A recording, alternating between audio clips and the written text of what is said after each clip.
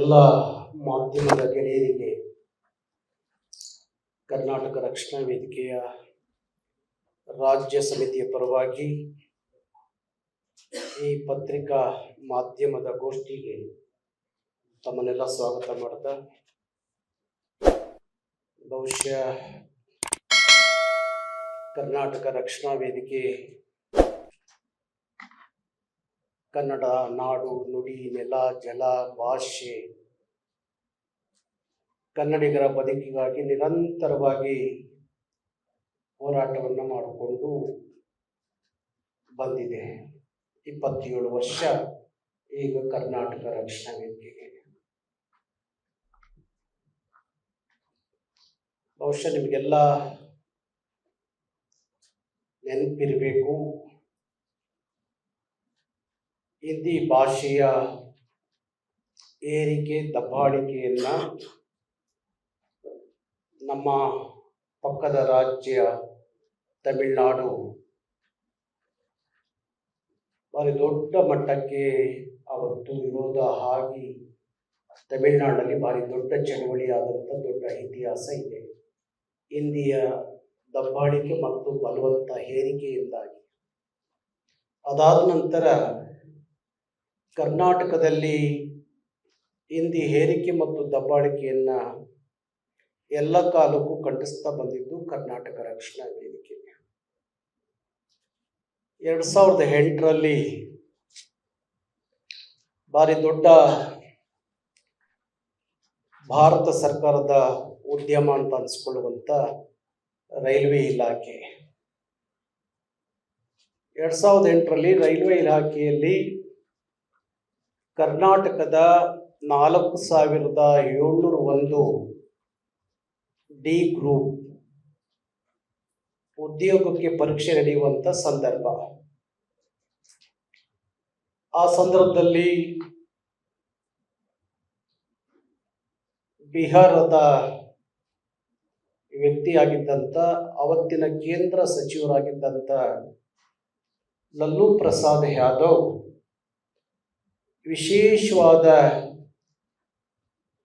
ರೈಲಲ್ಲಿ ಸುಮಾರು ಪೊಲೀಸ್ನವ್ರು ನೀವು ಆಚೆ ಹೋಗಿ ಅದೆಲ್ಲ ತಗೊಳ್ಬಾರ್ದಿತ್ತು, ಪ್ರೆಸ್ನವ್ರಿಗೆ ಅಷ್ಟೇ ಕರೆದಿರೋದು ನಾವು ಆಚೆ ಹೋಗಿ.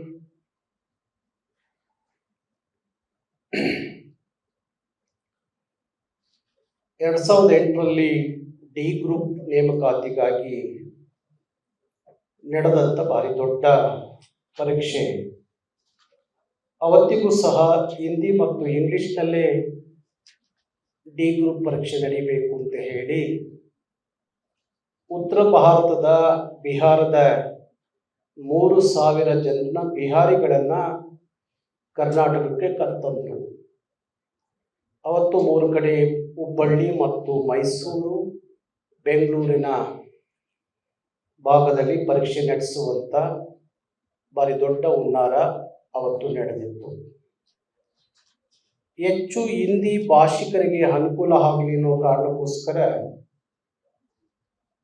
ಹಿಂದಿ ಮತ್ತು ಇಂಗ್ಲಿಷ್ನಲ್ಲಿ ಪರೀಕ್ಷೆ ಬರೀಲಿಕ್ಕೆ ಅವಕಾಶ ಮಾಡಿಕೊಟ್ರೆ ಹಿಂದಿ ರಾಜ್ಯದವರಿಗೆ ಮತ್ತು ಉತ್ತರ ಭಾರತೀಯರಿಗೆ ಅನುಕೂಲ ಆಗುತ್ತೆ ಅನ್ನೋ ಕಾರಣಕ್ಕೋಸ್ಕರ ಲಲ್ಲೂ ಪ್ರಸಾದ್ ಯಾದವ್ ಮತ್ತು ಕೇಂದ್ರದ ಹಿಂದಿ ಅಧಿಕಾರಿಗಳ ಸಂಚು ಭಾರಿ ದೊಡ್ಡ ಮಟ್ಟಕ್ಕೆ ಅವತ್ತಿಗೂ ನಡೆದಿತ್ತು. ಆ ಸಂದರ್ಭದಲ್ಲಿ ನಾವು ಮಾಧ್ಯಮದವರು ಮಾಹಿತಿಯ ಆಧಾರದ ಮೇಲೆ ಹುಬ್ಬಳ್ಳಿಯಲ್ಲಿ ಮತ್ತೆ ಬೆಂಗಳೂರಿನಲ್ಲಿ ಮೈಸೂರಿನಲ್ಲಿ 3 ಹಂತದಲ್ಲಿ ಭಾರಿ ದೊಡ್ಡ ಚಳುವಳಿ ಪ್ರಾರಂಭ ಆಯಿತು. ಅವತ್ತು ಪರೀಕ್ಷೆ ನಡೀಲಿಕ್ಕೆ ಬಿಡಲಿಲ್ಲ. ನಾವು ಕರ್ನಾಟಕ ರಕ್ಷಣಾ ವೇದಿಕೆ ಪರೀಕ್ಷೆ ನಡೀಲಿಕ್ಕೆ ಬಿಡಲಿಲ್ಲ. ಹುಬ್ಬಳ್ಳಿಯಲ್ಲೂ ಭಾರಿ ದೊಡ್ಡ ಗಲಾಟೆ ಆಯಿತು. ಬೆಂಗಳೂರಲ್ಲಿ ಅವತ್ತು ನಮ್ಮ 100 ಜನ ಕರವೆಯ ಹೋರಾಟಗಾರನ ತಗೊಂಡೋಗಿ ಬಂಧಿಸಿ ಜೈಲಾಗಿಟ್ಟಿದ್ರು. ಭಾರಿ ದೊಡ್ಡ ಲಾಠಿ ಚಾರ್ಜ್ ಆಯಿತು, ಎಲ್ಲ ಆಗಿತ್ತು ಮೈಸೂರು, ಹುಬ್ಬಳ್ಳಿ ಮತ್ತು ಬೆಂಗಳೂರಿನಲ್ಲಿ. ಆದರೂ ಪರೀಕ್ಷೆ ನಡೀಲಿಕ್ಕೆ ಅವತ್ತಿನ ಕಾಲಕ್ಕೆ ಕರ್ನಾಟಕ ರಕ್ಷಣಾ ವೇದಿಕೆ ಬಿಟ್ಟಿರಲಿಲ್ಲ. ಹಾಗೆಯೇ ಡಿ ಗ್ರೂಪ್ ನೇಮಕಾತಿಯಲ್ಲಿ ಪರೀಕ್ಷೆ ಬರೀಲಿಕ್ಕೆ ಅವಕಾಶ ಆಗದೇ ಇದ್ದಾಗ ಲಲ್ಲೂ ಪ್ರಸಾದ್ ಯಾದವ್ ನಂತರ ಕೇಂದ್ರದ ರೈಲ್ವೆ ಸಚಿವೆ ಮಮತಾ ಬ್ಯಾನರ್ಜಿ ರೈಲ್ವೆ ಸಚಿವರು ಆದಮೇಲೆ ಕರ್ನಾಟಕದ ಡಿ ಗ್ರೂಪ್ ಪರೀಕ್ಷೆ ಯಾಕೆ ನಡೆದಿಲ್ಲ ಅಂತ ಹೇಳಿ ರೈಲ್ವೆ ಅಧಿಕಾರಿಗಳನ್ನು ಕೇಳಿದಾಗ ಅಲ್ಲಿ ಕನ್ನಡದಲ್ಲೂ ಪರೀಕ್ಷೆ ಬರೀಲಿಕ್ಕೆ ಅವಕಾಶ ಕೊಡಬೇಕು ಅನ್ನುವ ಹೋರಾಟ ಚಳವಳಿ ನಡೆಯೋದ್ರಿಂದ ಅಲ್ಲಿ ರೈಲ್ವೆ ಪರೀಕ್ಷೆಗಳು ಮಾಡಲಿಕ್ಕೆ ಕರ್ನಾಟಕ ರಕ್ಷಣಾ ವೇದಿಕೆ KRV ಬಿಡ್ತಾ ಇಲ್ಲ ಅನ್ನೋ ಮಾತು ಅಧಿಕಾರಿಗಳಿಂದ ಕೇಳಿಬಂದಾಗ ಅವತ್ತಿನ ಕೇಂದ್ರದ ರೈಲ್ವೆ ಸಚಿವೆ ಮಮತಾ ಬ್ಯಾನರ್ಜಿ ಅವರು ಹೇಳಿದರು, ಅವರು ಕೀಳದಲ್ಲಿ ಹಾಕ್ತಾ ಇದೆ. ಭಾರತ ಅನ್ನೋದು ಒಂದು ಹಿಂದಿ ಭಾಷೆಯ ಒಕ್ಕೂಟದ ಭಾರತ ಅಲ್ಲ, ಭಾಷೆಯ ಭಾರತ ಅಲ್ಲ, ಭಾಷಾ ರಾಜ್ಯಗಳ ಒಳಗೊಂಡಂಥ ಅನೇಕ ಸಂಸ್ಕೃತಿ ಆಚಾರ ವಿಚಾರಗಳ ಒಳಗೊಂಡಂಥ ಒಕ್ಕೂಟವೇ ಭಾರತ. ಹಾಗಾಗಿ ಒಂದು ಹಿಂದಿಯಲ್ಲಿ ಯಾಕೆ ಎಲ್ಲ ಇಡೀ ರಾಷ್ಟ್ರದಲ್ಲಿ ಪರೀಕ್ಷೆ ಬರೀಬೇಕು, ಯಾತಕ್ಕೋಸ್ಕರ ಬಲವಂತವಾಗಿ ಹಿಂದಿ ಹೇಳಿಕೆಯನ್ನು ಇತರೆ ರಾಜ್ಯಗಳ ಮೇಲೆ ಮಾಡ್ತಾ ಇದ್ದೀನಿ ಅಂತ ಹೇಳಿ ಅದನ್ನು ಯಾವುದೇ ಕಾರಣಕ್ಕೂ ಮಾಡಬಾರ್ದು. ಇನ್ಮೇಲೆ ಆ ರಾಜ್ಯ ಭಾಷೆಗಳಲ್ಲಿ ಡಿ ಗ್ರೂಪ್ ಪರೀಕ್ಷೆ ಬರೀಬಹುದು ಅಂತ ಹೇಳಿ ಅವತ್ತು ಮಮತಾ ಬ್ಯಾನರ್ಜಿ ಆದೇಶ ಹೊರಡಿಸಿರು. ಅದಾದ ನಂತರ ಕನ್ನಡದಲ್ಲಿ ಪರೀಕ್ಷೆ ಬರೀಲಿಕ್ಕೆ ಅವಕಾಶ ಸಿಕ್ಕಿದ್ದಕ್ಕೆ ನಾವು ಕರ್ನಾಟಕದಲ್ಲಿ ಪರೀಕ್ಷೆ ನಡೆಸಲಿಕ್ಕೆ ಬಿಟ್ಟು, ಕನ್ನಡದಲ್ಲಿ ಅವಕಾಶ ಸಿಕ್ಕಿದಂಥ ಅವತ್ತಿನ ಪರೀಕ್ಷಾ ಅಭ್ಯರ್ಥಿಗಳು ಕನ್ನಡದಲ್ಲಿ ಬರೀಲಿಕ್ಕೆ ಅವಕಾಶ ಸಿಕ್ತು, ಪರೀಕ್ಷೆ ಬರೆದರು. 4701 ಉದ್ಯೋಗದಲ್ಲಿ ಕನ್ನಡದಲ್ಲಿ ಪರೀಕ್ಷೆ ಬರೀಲಿಕ್ಕೆ ಅವಕಾಶ ಸಿಕ್ಕಿದ್ದಕ್ಕೆ 3882 ಜನ ಕನ್ನಡಿಗರು ಅವತ್ತು ಆಯ್ಕೆ ಆದರು ಡಿ ಗ್ರೂಪಿಗೆ. ಅದಾದ ನಂತರ ಅನೇಕ ಇದೇ ಥರ ಕದ್ದು ಮುಚ್ಚಿ ಪರೀಕ್ಷೆಗಳನ್ನ ಬರೆಯುವಂಥ ಸಂದರ್ಭದಲ್ಲೂ ಸಹ ಕರವೆಯ ಮಾಹಿತಿಯನ್ನು ಪಡೆದು ಅಂಥ ಪರೀಕ್ಷೆಗಳನ್ನು ನಡೆಸಲಿಕ್ಕೆ ಅವಕಾಶ ಮಾಡದೇ ಇದ್ದ ಕಾರಣ ಒಂದಷ್ಟು ವರ್ಷಗಳ ಕಾಲ ಕನ್ನಡದಲ್ಲಿ ಪರೀಕ್ಷೆ ಬರೆಯುವಂಥ ಅವಕಾಶ ಸಿಗ್ತಿತ್ತು ರೈಲ್ವೆ ಇಲಾಖೆಯಲ್ಲಿ. ಇತ್ತೀಚೆಗೆ ಮತ್ತೆ ರೈಲ್ವೆಯಲ್ಲಿ ಪರೀಕ್ಷೆಗಳಿಗೆ ಕನ್ನಡವನ್ನು ಕೈಬಿಟ್ಟು ಹಿಂದಿ ಇಂಗ್ಲೀಷ್ನಲ್ಲಿ ಮಾತ್ರ ಪರೀಕ್ಷೆ ಬರೀಬೇಕು ಅನ್ನುವ ಅಧಿಸೂಚನೆಗಳನ್ನು ಕೇಂದ್ರ ರೈಲ್ವೆ ಇಲಾಖೆ ಕೊಟ್ಟಾಗ ನಮಗೆ ದೊಡ್ಡ ಶಾಕ್ ಆಯಿತು. ಮತ್ತು ಆ ವಿದ್ಯಾರ್ಥಿಗಳು ಅಭ್ಯರ್ಥಿಗಳು ಯಾರಿದ್ರು ಅವರು ಸಹ ಇದೆಂಥ ಅನ್ಯಾಯ, ಹಿಂದೆಲ್ಲ ಬರೀಲಿಕ್ಕೆ ಕನ್ನಡದಲ್ಲಿ ಬರೀಲಿಕ್ಕೆ ಅವಕಾಶ ಇತ್ತು, ಈಗ ಯಾಕೆ ಅವಕಾಶ ಇಲ್ಲ ಅಂತ ಹೇಳಿ ಅವರು ಸಹ ಆಗಾಗ ಧ್ವನಿ ಎತ್ತಾ ಇದ್ರು. ಇತ್ತೀಚೆಗೂ ಸಹ ನಾವು ಒಂದು 2-3 ತಿಂಗಳ ಹಿಂದೆ ಇರಬೇಕು, ನಾವು ರೈಲ್ವೆ ಕಚೇರಿಯ ಮುಂದೆ, ಬೆಂಗಳೂರು ರೈಲ್ವೆ ವಲಯದ ಮುಂದೆ ದೊಡ್ಡ ಪ್ರತಿಭಟನೆಗೆ ಮುಂದಾದಾಗ ಆಗ ನಮ್ಮ ಪೊಲೀಸ್ ಅಧಿಕಾರಿಗಳು, ರೈಲ್ವೆ ಅಧಿಕಾರಿಗಳು ಎಲ್ಲ ಕುಂತು ಒಂದು ದೊಡ್ಡ ಚರ್ಚೆ ನಡೆಯಿತು.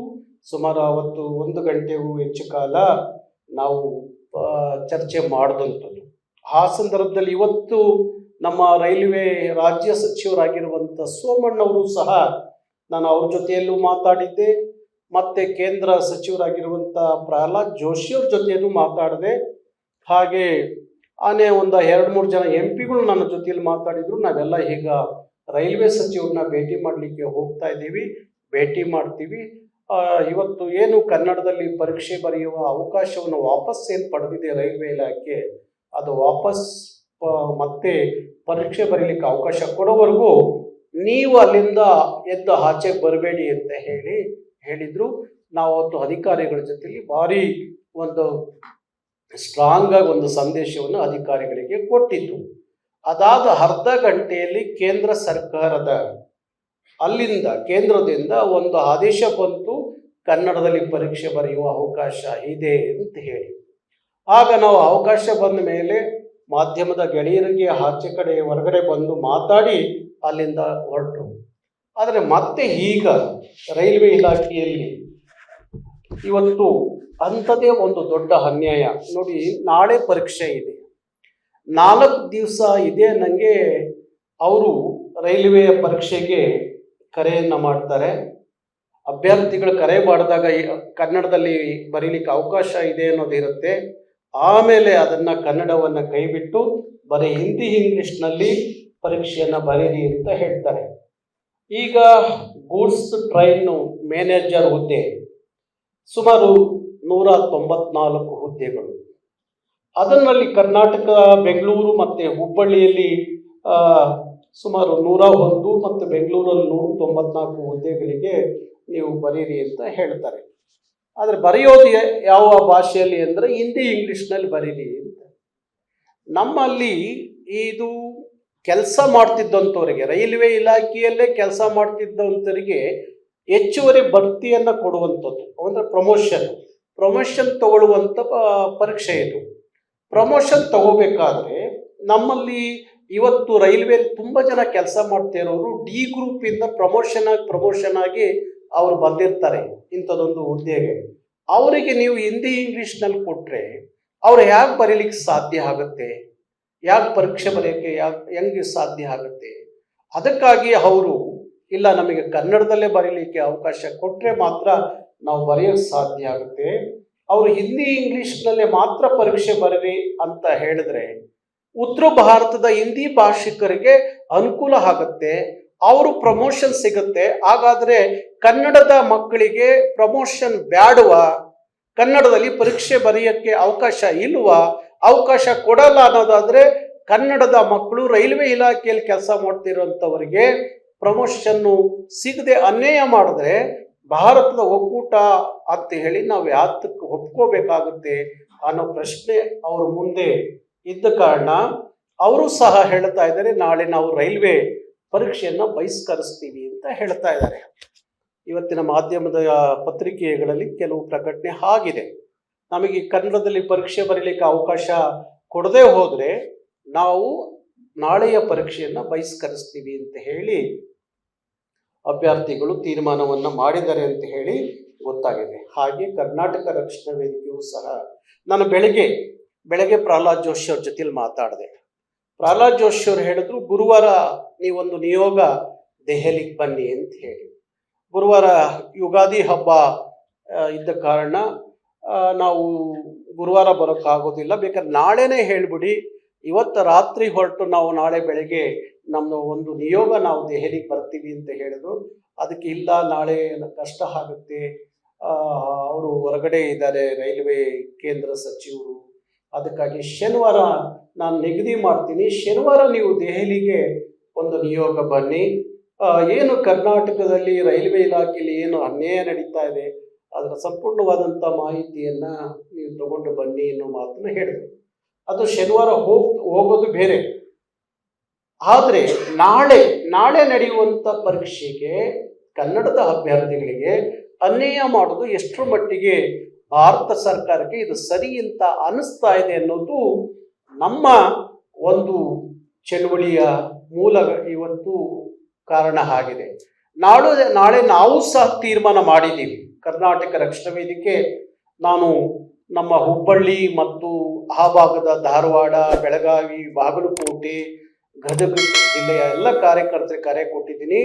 ಯಾವುದೇ ಕಾರಣಕ್ಕೂ ನೀವೆಲ್ಲ ಜೈಲಿಗೆ ಹೋದ್ರೂ ಚಿಂತೆ ಇಲ್ಲ, ಹುಬ್ಬಳ್ಳಿಯಲ್ಲಿ ನಡೆಯುವ ಪರೀಕ್ಷೆ ನಡೆಯಬಾರದು ಅಂತ ಹೇಳಿ ನಾವು ನಮ್ಮ ಕಾರ್ಯಕರ್ತರಿಗೆ ಕರೆ ಕೊಟ್ಟಿದ್ದೀವಿ.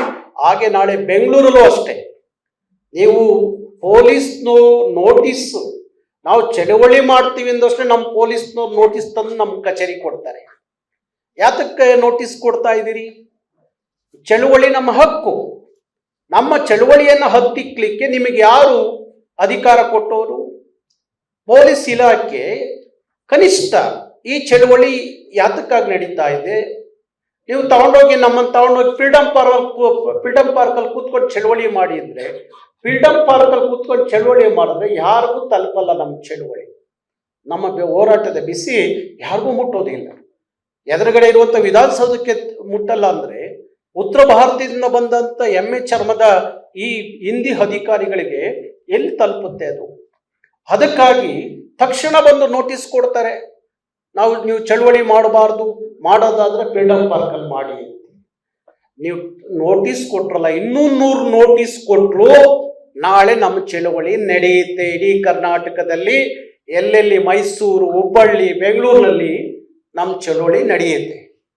ನೀವು ಎಂಥದಾದ್ರು ಮಾಡ್ಕೊಳ್ಳಿ, ನಾಳೆ ಬೇಕಾದ್ರೆ ಲಾಠಿ ಚಾರ್ಜ್ ಮಾಡ್ರಿ ಅಲ್ಲಿ ರೈಲ್ವೆ ಇಲಾಖೆ ಮುಂದೆ, ನಮ್ಮನ್ನೆಲ್ಲ ಬಂಧಿಸಿ ಮತ್ತೊಮ್ಮೆ ನಾಮಫಲಕ ಚಳುವಳಿಲಿ ನಾವೆಲ್ಲ ಜೈಲಲ್ಲಿ ಇದ್ದು ಮತ್ತೊಮ್ಮೆ ನಾವು ಬೇಕಾದ್ರೆ ಅಲ್ಲೇ ಉಗಾದಿ ಹಬ್ಬವನ್ನು ಜೈಲಲ್ಲೇ ಮಾಡ್ತೀವಿ, ನಮಗೇನು ಭಯ ಇಲ್ಲ.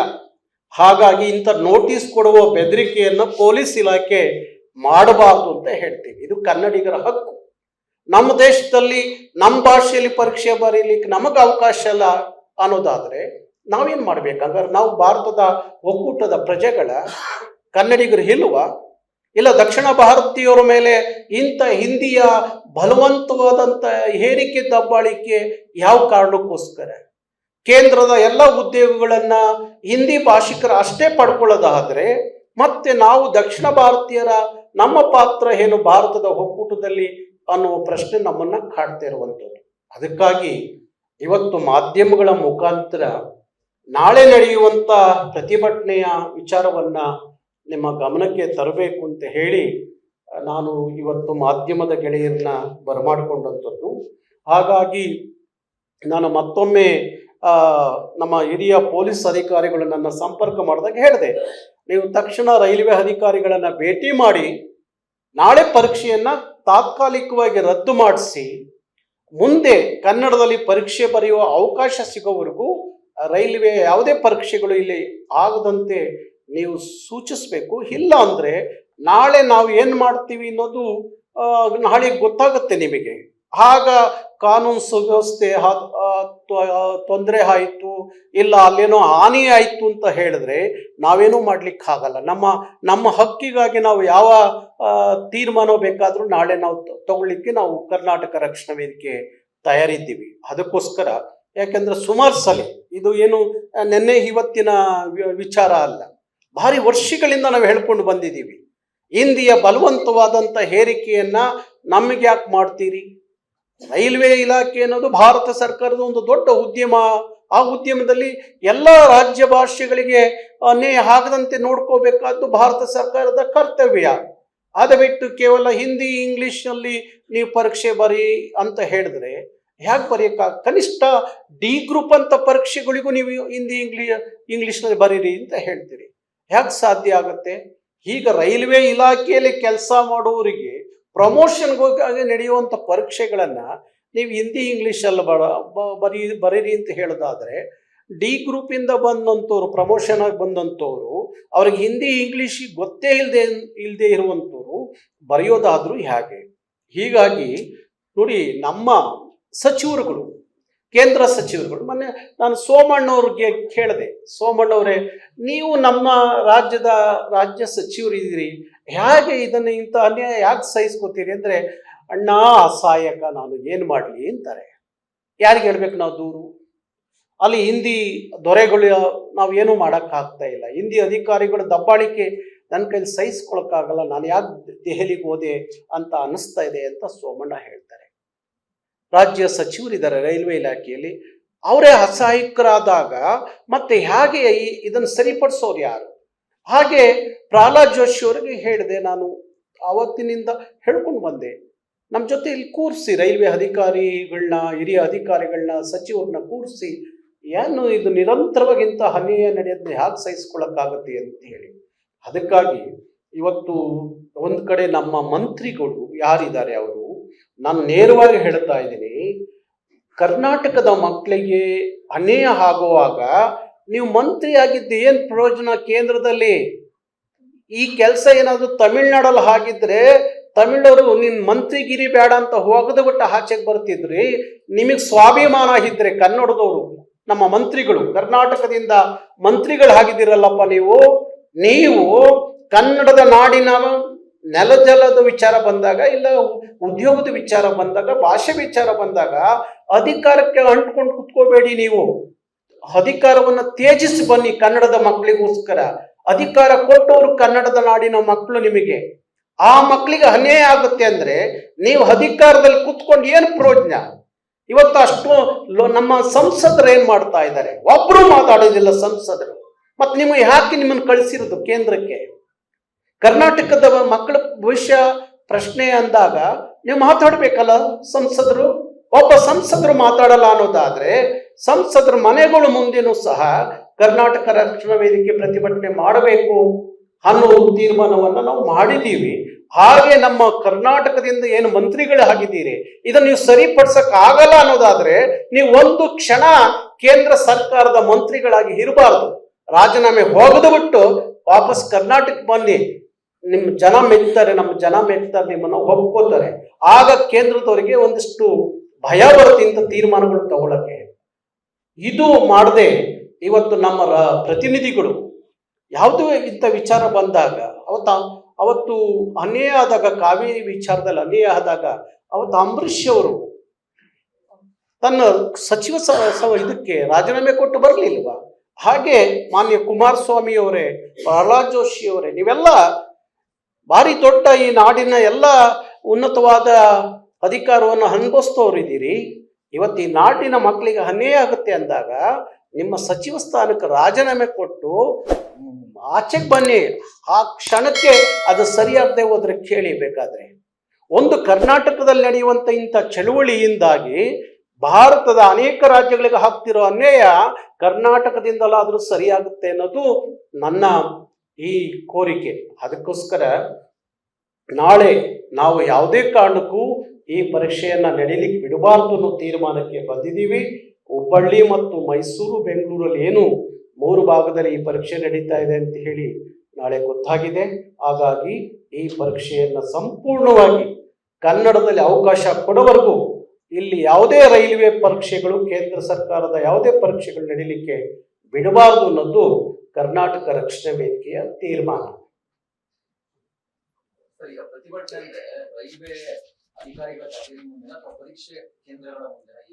ಪರೀಕ್ಷೆ ಕೇಂದ್ರಗಳ ಮುಂದೆನೂ ಪ್ರತಿಭಟನೆ ನಡೆಯುತ್ತೆ. ಅಧಿಕಾರಿಗಳು ಇರುವಂತ ಕೇಂದ್ರ ವಲಯ ಏನಿದೆ, ರೈಲ್ವೆ ಕೇಂದ್ರ ವಲಯ, ಅಲ್ಲೂ ಪ್ರತಿಭಟನೆ ನಡೆಯುತ್ತೆ. 2 ಕಡೆನೂ ನಡೆಯುತ್ತೆ.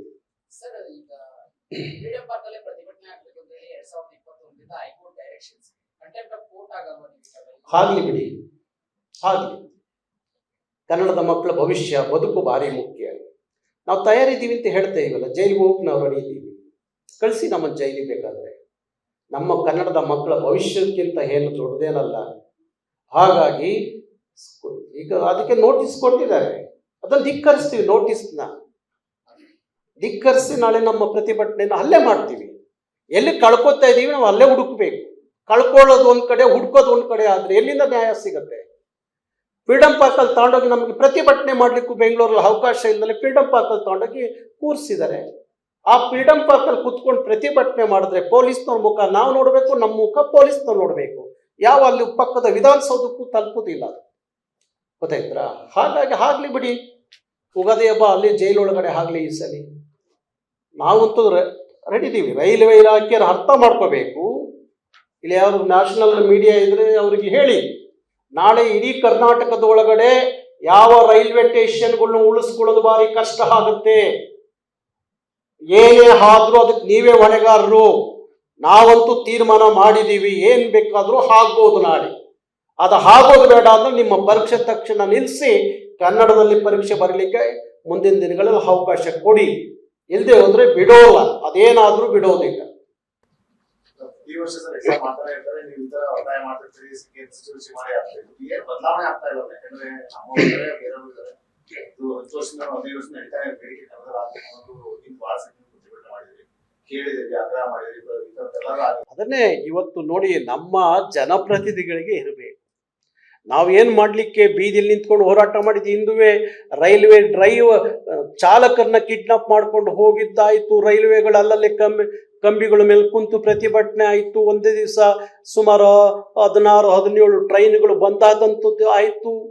ಏನೆಲ್ಲ ರೈಲ್ವೆ ಕಚೇರಿ ಧ್ವಂಸ ಆಯಿತು, ಎಲ್ಲ ಆಗಿತ್ತಲ್ಲ. ಇನ್ನೇನು ಮಾಡೋಕ್ಕಾಗತ್ತೆ? ಚಳವಳಿಗಾರರು ಇನ್ನೇನು ಮಾಡಬೇಕು? ನಮ್ಮ ಜನಪ್ರತಿನಿಧಿಗಳಿಗೆ ಅದು ಅರಿವಿರಬೇಕು. ಇಲ್ಲಿ ಗೆದ್ದು ಹೋದಂಥ ಸಂಸದರಿಗೆ ಕನಿಷ್ಠ ಅವರಿಗೆ ಅದ್ರ ಗಮನಕ್ಕೆ ಬಂದಿದೆಯೋ ಏನೋ ಗೊತ್ತಿಲ್ಲ, ಸಂಸದರು ತಿಳ್ಕೊಂಡಿದ್ದಾರೋ ಹೆಂಗೋ ಗೊತ್ತಿಲ್ಲ. ನಿರಂತರವಾಗಿ ಹೇಳ್ತಲೇ ಇರ್ತೀವಿ ನಾವು ಸಂಸದರಿಗೆ. ಈ ಥರ ರಾಜ್ಯದ ವಿಚಾರ ಬಂದಾಗ ಒಟ್ಟಿಗೆ ನೀವು BJP, ಕಾಂಗ್ರೆಸ್, JDS ಅಂತ ಹೇಳಿ ರಾಜಕಾರಣ ಮಾಡಬೇಡಿ ಅಂಥ ವಿಚಾರಕ್ಕೆ. ಯಾವ ತಮಿಳ್ನಾಡಲ್ಲಿ ಅನ್ಯಾಯ ಆದಾಗ ಅಲ್ಲಿ DMK, ADMK ಎಲ್ಲ ಸಂಸದರು ಒಟ್ಟಿಗೆ ನಿಂತು ಕೆಲಸ ಮಾಡ್ತಾರೆ. ಹಂಗೆ ನೀವು ಮಾಡಿ ಅಂತ ಹೇಳಿ 100 ಸಲ ಹೇಳಿದ್ದೀವಿ.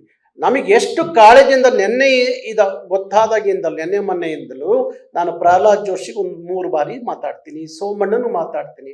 ಇನ್ನೇನು ಮಾಡಬೇಕು ನಾವು? ಅದಕ್ಕೆ ಹೇಳಿದೆ, ಇಲ್ಲ ನಿಮ್ಮ ಅಲ್ಲೊಂದು ನಿಯೋಗ ಬರ್ತೀವಿ ನಾವು, ಕೂರಿಸಿ ನಮ್ಮ ಎದುರುಗಡೆ, ನಮ್ಮ ಪ್ರಶ್ನೆಗಳಿಗೆ ಅವ್ರು ಉತ್ತರ ಕೊಡಲಿ ಅಂತೀವಿ.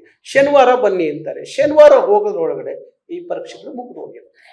ಏನು ಮಾಡಬೇಕು?